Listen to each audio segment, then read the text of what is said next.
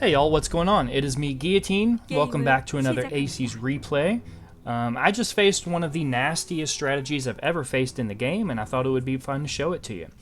I'm up against I Love China. I've never been to China, but I'm pretty sure I'd like it too, bud. I've recently changed up my main deck a little bit, so there's a little bit of a learning curve here, and I'm pretty rusty. So you'll get to see me make a lot of fun mistakes. I'm going for a barracks first, saturating my minerals, and then I'll go ahead and get my gas started. Opponent's going for gas first, and he's sending out a worker scout. I'm sending some hounds across to try to cut off that worker scout and see if I can catch him expanding. The rush distance on this map is a little bit awkward though, and sometimes you can miss this worker coming into your base. So usually I build 2 sets of hounds. Because of this map and because I'm trying out different optimizations of this build, I built a 3rd set, and if I wouldn't have, I would have totally missed this worker. So I'm glad I did. I'll be able to kill this worker before he does anything dumb. I'm going for a 2nd gas here. I thought about canceling it once he noticed it, but I decided to stick to it.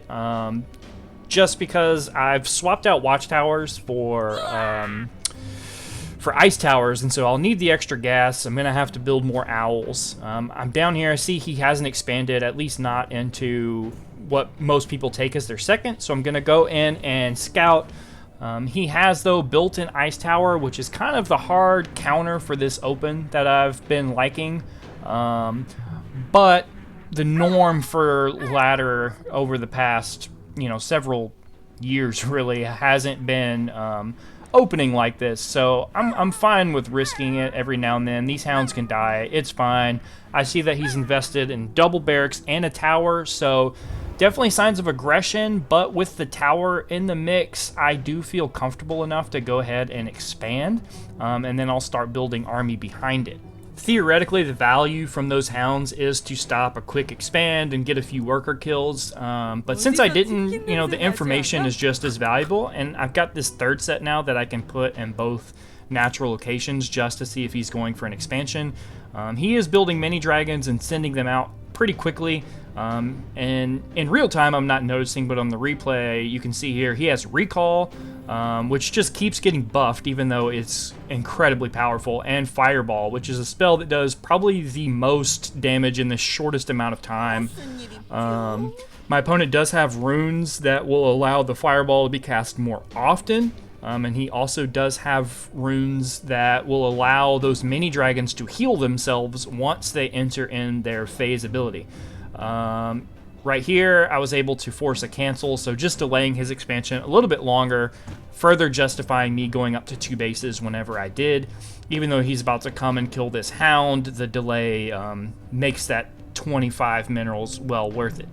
Right here, he caught me sleeping a little bit. I haven't built any additional army yet, and I still only have 1 barracks, and this ice tower isn't that great versus mini dragons because even though it slows down their already pretty slow attack, they just do crazy damage. They're one of the best units for cleaning up workers.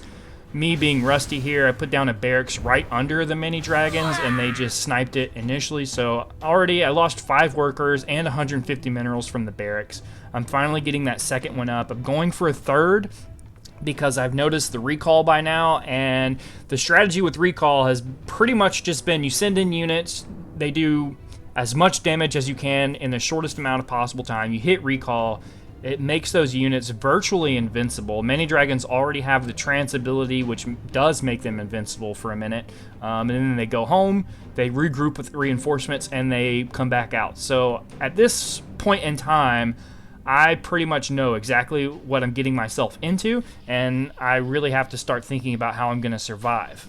The mini dragon count is already getting problematic. Like I said a second ago, they just do so much splash damage. He comes in here. I think he was on a move command. He probably could have forced me to cancel that castle or at least delayed it, but he elects to move on north. He's going to try to kill some workers. I'm gonna swift down here and try to fight these mini dragons when they come back online before recall comes down. Recall does come down. I do kill 1 mini dragon, and now I know I'm against mini dragons, recall, and fireball. That fireball comes down. Right now the kill death ratio, he's killed 22 of my units, I've killed 2 of his. Now You know, he's killed mostly workers and hounds and vodoons. I've killed 3 mini dragons, so that's a little bit of a consolation, I guess, because mini dragons are a little expensive. But I cannot keep trading like this. It's not good at all. I'm finally kind of crawling back in population. He does have higher army supply than myself, but I know that if I can defend 1 or 2 more waves, I should be able to have an economy that kind of booms through and allows me to match this army supply. It's just surviving this long, fighting against an army that does huge damage that barely takes any damage. Right here, I take another pretty sloppy fight. Whenever mini dragons go into their trance ability, it is good to run away, but right here I turn around and start fighting, which would be fine, except when recall comes down, it's almost better just to keep running. You're not going to do any damage, and you're going to take damage no matter what. I probably could have dodged that fireball and saved a bunch of my army, and really started the snowball process, but it did not work out for me right here. So my strategy right now is to keep defending on 3 bases. I feel like I'm getting enough shadow fighters to where they can partially heal themselves. Unfortunately, the waves, though, are coming in so fast that they aren't able to fully heal themselves. So the mini dragon plus the fireball is killing a few shadow fighters. He's almost got his rune unlocked for his mini dragons. Typically, it's better to fight these mini dragons by splitting your army and not clumping up, but I haven't really been able to accumulate an army big enough to split. So I'm building a second tower a little bit farther away from the other one. That way, whenever they swoop into this base, that they'll get attacked from 2 different angles and hopefully spread that damage out a little bit. I do want them to keep attacking this base, though. I'm fine with them attacking this one. I'm mining really well from the other 2, and I've decided that what I want to do is tech to tornado and do a berserker drop, which I'm just about ready to pull off. I feel safe doing this because I know that he doesn't have temptation, I know that he's using ice towers, and I know that those mini dragons aren't really going to do a whole lot of damage to the berserkers. It's one of the only units that can really stand up to their damage. With their passive, when they take damage, they're going to increase their attack speed, and so the ice tower really has an opposite effect on berserkers. And this is my chance to start evening the playing field a little bit, kill some of his workers, even that kill-death ratio, and get back into this thing. I Love China, being a little bit greedy right now, is going for a 4th, which is going to benefit me because that's about 3.5 more mini dragons I don't have to worry about at the moment.